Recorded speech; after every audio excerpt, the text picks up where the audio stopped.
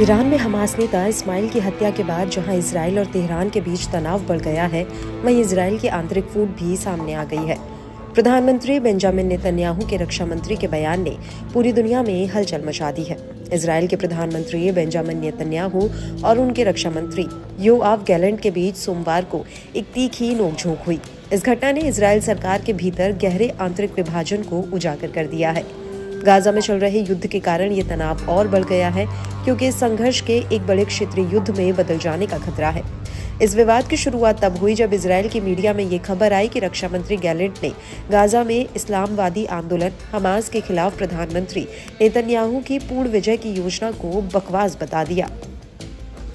इसके बाद प्रधानमंत्री कार्यालय ने गैलेंट की इस टिप्पणी की कड़ी आलोचना करते हुए एक बयान जारी किया। बयान में कहा गया कि जब गैलेंट इजराइल विरोधी बयान देता है तो वह बंधकों की रिहाई के समझौते तक पहुंचने की संभावनाओं को नुकसान पहुंचाता है।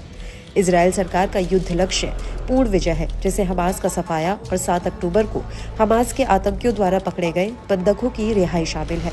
ये लक्ष्य प्रधानमंत्री नेतन्याहू और सुरक्षा कैबिनेट का स्पष्ट निर्देश है और इसे गैलेंट सहित सभी को मानना होगा। गैलेंट बंधक समझौते पर पहुंचने की संभावनाओं को नुकसान पहुंचा रहे हैं। ये घटनाक्रम ऐसे समय में हो रहा है जब इजराइल गाजा के अलावा अनेक क्षेत्रों जैसे कि ईरान और लेबनान के हिजबुल्लाह आंदोलन से संभावित हमलों के लिए भी तैयार हो रहा है।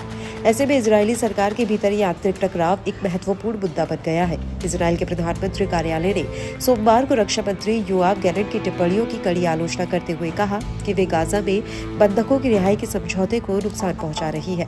ये बयान उस वक्त आया जब गैलेंट ने प्रधानमंत्री बेंजामिन नेतन्याहू की गाजा में हमास के खिलाफ पूर्ण विजय की योजना को बकवास बताया था। प्रधानमंत्री कार्यालय ने गैलेंट की इस टिप्पणी को इजराइल विरोधी करार दिया और कहा कि इससे बंधकों की रिहाई पर चल रही वार्ता की संभावनाएं कमजोर हो रही हैं। बयान में स्पष्ट किया गया कि इजराइल का युद्ध लक्ष्य हमास का सफाया और बंधकों की रिहाई है और ये गैलेंट सहित सभी पर लागू होता है। वहीं इजराइल के रक्षा मंत्री गैलेंट ने अमेरिकी रक्षा मंत्री लॉयड ऑस्टिन से बातचीत के दौरान ईरान की ओर से संभावित बड़े सैन्य हमले की तैयारी की जानकारी दी। इसके जवाब में अमेरिका ने अपनी मिसाइल पनडुब्बी और विमान वाहक पोत को पश्चिम एशिया में भेजने का आदेश दिया है, जिससे क्षेत्र में तनाव बढ़ गया है। फ्रांस, जर्मनी और ब्रिटेन ने सोमवार को एक संयुक्त बयान जारी कर गाजा में युद्ध विराम और हमास द्वारा बंधकों की रिहाई के लिए नए प्रयासों का समर्थन किया है। इन देशों ने कहा कि लड़ाई को अब समाप्त होना चाहिए और गाजा के लोगों के लिए मानवीय सहायता की तुरंत और निर्बाध आपूर्ति की जानी चाहिए। उधर ईरान और हिजबुल्लाह के संभावित हमलों को देखते हुए इजरायली वायुसेना ने अपने कर्मियों की विदेश यात्रा निलंबित कर दी है। वहीं वेटिकन ने ईरान से पश्चिमी एशिया में संघर्ष को बढ़ावा देने से हर तरह से दूर रहने का आह्वान किया है। इस बीच इजरायली सेना ने सोमवार को दक्षिणी गाजा के खान यूनिस पर हमला तेज कर दिया। इसमें 18 लोग मारे गए और कई अन्य घायल हुए। गाजा के जिटौन में 5 और रफा में 2 लोग मारे गए। इजरायली चेतावनी के बाद खान यूनिस से लोगों का पलायन जारी है।